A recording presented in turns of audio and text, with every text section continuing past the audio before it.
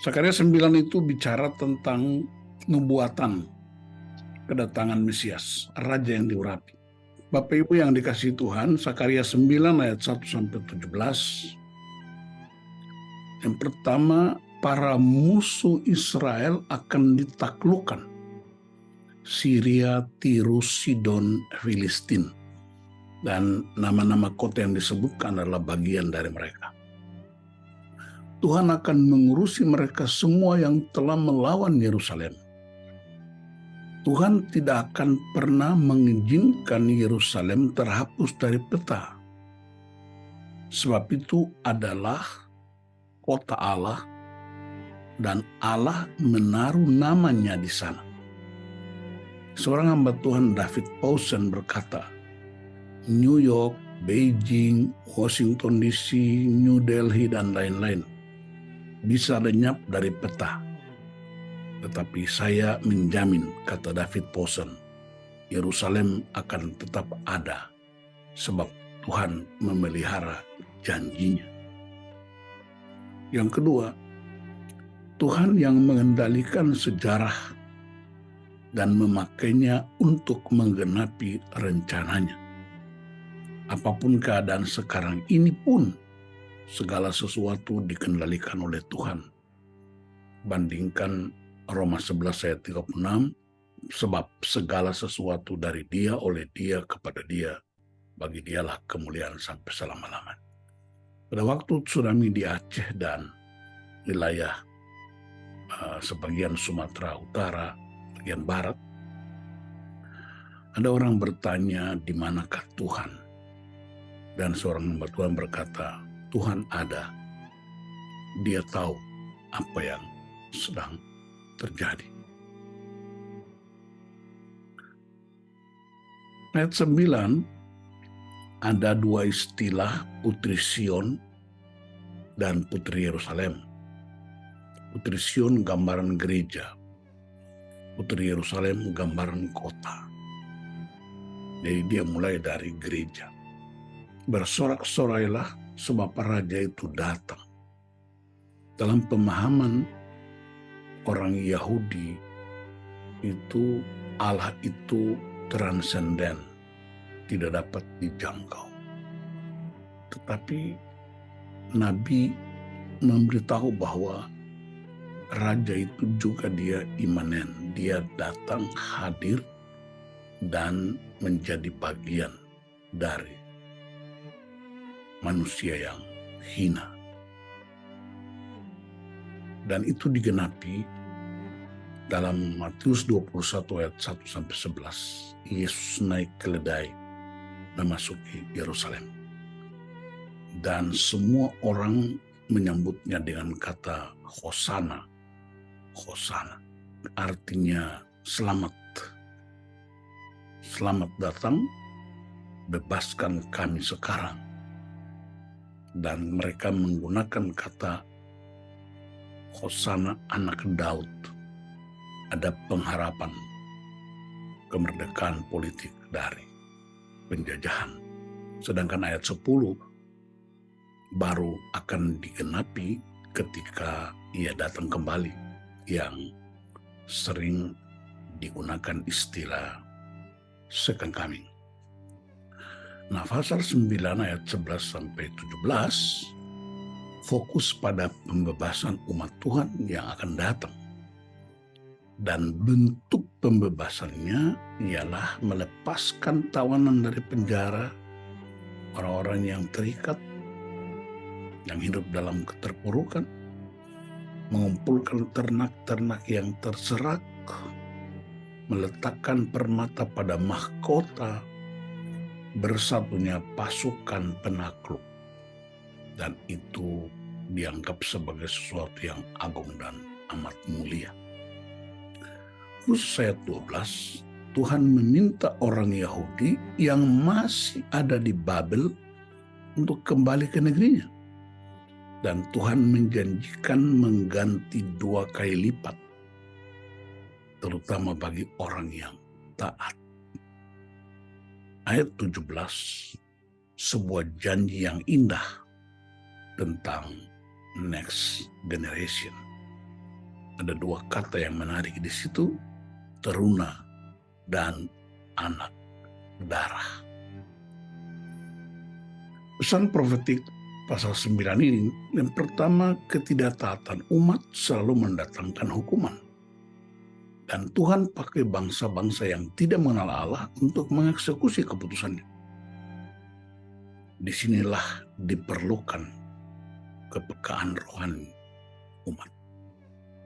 Spiritual awareness, sadar. Tujuannya supaya baliklah kepada Sang Pemilik. Disiplin Tuhan tidak untuk membinasakan umat, tetapi supaya umat berbalik, bertobat. Bahasa Ibrani dalam para nabi menyebutnya tasyuba. Kedua, ketaatan kepada Allah selalu mendapatkan berkat, double portion. Bandingkan Elisa waktu berpisah dengan Elia dalam 2 Raja-Raja 2 ayat 8-15. Dan berkat itu selalu datang karena ketaatan. Ada pertanyaan yang menggelitik. Orang tidak takut Tuhan juga, tidak menyembah Tuhan juga, banyak hartanya. Karena orang mengukur berkat dari harta. Dari berkat yang Alkitab menyebutkan ialah Raja Damai yang transenden itu. Dia turun menjadi imanen dengan manusia. Berita baiknya ialah Raja itu datang berjumpa dengan kita. Yang ketiga, cara ketaatan itu ialah siapkan next generation, teruna dan anak darah ayat 17. Dan ini mesti dimulai di rumah sebagai basis utama pembentukan karakter, pembentukan disiplin rohani, pemberian kasih sayang, pengajaran kebenaran firman Allah, impartasi keteladanan hidup orang tua, dan seterusnya. Apa yang harus kita lakukan menyongsongkan kami? Yang pertama, bangun fondasi keluarga yang sehat dan kuat berdasarkan firman Allah. Yang kedua, lakukan pemuritan sebagai sebuah budaya kerajaan Allah di bumi. Yang ketiga, pergi dan beritakan Injil sebagai suatu perintah. Jadi ini penting karena gereja modern cenderung memahami second coming sebagai saat di mana berpuasa, bebaskan diri dari berbagai macam bentuk kegiatan dunia. Tapi kalau kita periksa Alkitab sejak awal penciptaan, Allah menciptakan manusia menurut gambar dan rupa Allah. Lalu dia mulai dengan lembaga tertua di muka bumi yang dianggap kuno, tapi itu fondasi, namanya keluarga. Dan supaya kebenaran itu terus mengikat dan menjadi, bukan hanya jadi sebuah kebiasaan, tapi sebuah budaya, maka orang mesti dimuridkan. Ada jaminannya. Yesus bilang, aku menyertai kamu senantiasa sampai kepada akhir zaman. Nah, saya siapkan 3 pertanyaan retorik. Saya berharap bagian ini kita nggak berefleksi terbang bebas, tapi kita fokus. Yang pertama, bagaimana Anda memandang urgennya reward dan punishment dari Tuhan bagi kita di zaman now? Reward itu sebuah penghargaan, punishment itu sebuah disiplin. Selalu ada 2 sisi. Yang kedua, bagaimana cara yang efektif Alkitabiah untuk kita persiapkan new generation gereja menghadapi masa-masa kritis ini. Salah satu ancaman serius ialah LGBT sebagai pola merusak keluarga, pola merusak lembaga tertua. Dan jika keluarga sudah rusak, maka lenyaplah segala sesuatu, karena gereja dimulai dari keluarga. Yang terakhir, Yesus masuk Yerusalem, dia tidak naik kuda perang, tapi dia naik keledai beban muda. Untuk apa itu? Nah, yang pertama, punishment dan reward itu sama dengan keadilan Allah berjumpa dengan kasih Allah, dan kurban yang dipersiapkan ialah Kristus. Itu sebabnya punishment mengarah kepada pembentukan karakter untuk berbalik kepada kasih Allah. Yang kedua, mempersiapkan next generation bukan lagi hanya dengan perkataan, tetapi keteladanan. Mereka mendengar apa yang kita ucapkan, tapi mereka meniru apa yang kita lakukan. Yang terakhir, kenapa Yesus masuk ke Yerusalem? Tidak memakai kuda perang, tetapi keledai beban yang muda.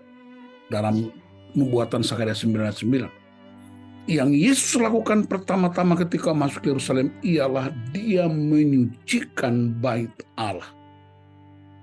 Itu berarti pemulihan bangsa dimulai dari rumah Tuhan. Dan bersiap-siaplah, rumah Tuhan mesti dipulihkan sebagai tanda dimulainya kebangkitan bagi generasi-generasi yang akan datang. Tuhan Yesus memberkati kita. Amin.